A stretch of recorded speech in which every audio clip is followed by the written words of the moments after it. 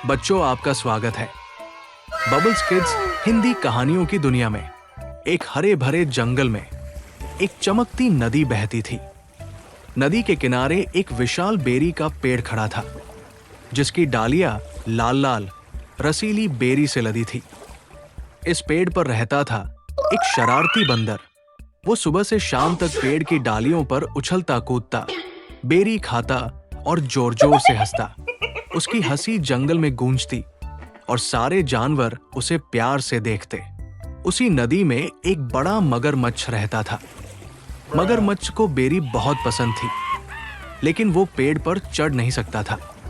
वो अक्सर नदी में तैरता और पेड़ की ओर ललचाई नजरों से देखता। एक धूप भरी सुबह मगरमच्छ तैरता हुआ पेड़ के पास आया।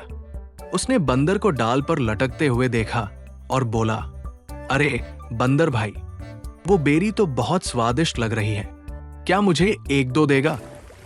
बंदर ने अपनी चमकती आंखों से मगरमच्छ को देखा और मुस्कुराया। क्यों नहीं दोस्त, ले ये बेरी खा। उसने कुछ रसीली बेरी तोड़कर नदी में फेंकी। मगरमच्छ ने बेरी खाई और उसका चेहरा खुशी से चमक उठा।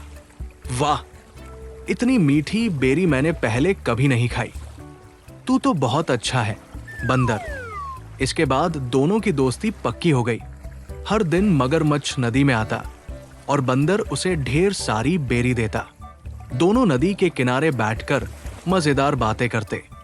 बंदर जंगल की कहानियां सुनाता और मगरमच्छ नदी के नीचे की दुनिया की बातें बताता।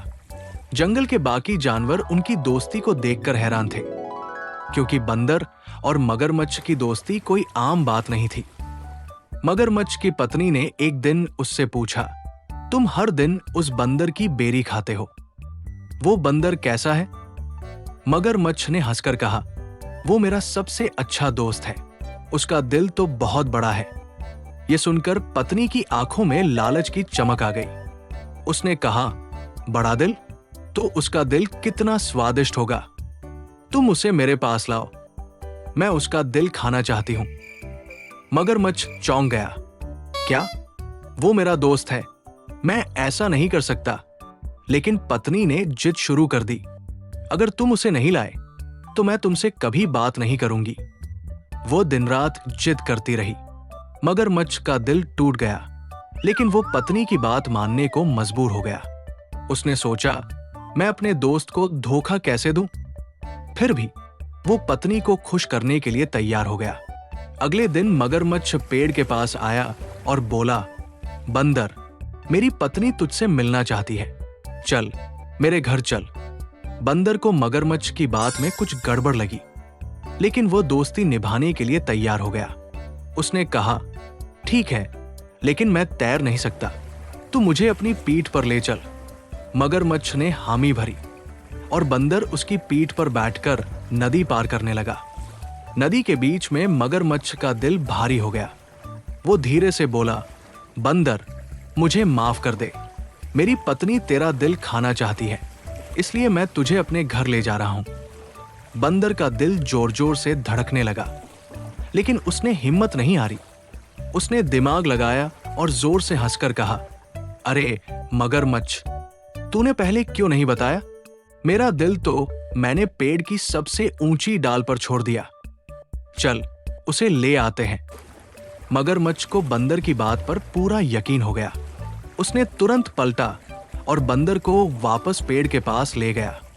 जैसे ही वे किनारे पहुंचे, बंदर फुर्ती से पेड़ पर चढ़ गया। ऊपर से वो हंसते हुए बोला, मगरमच्छ, तू कितना भोला है, मेरा दिल तो मेरे सीने में ही है।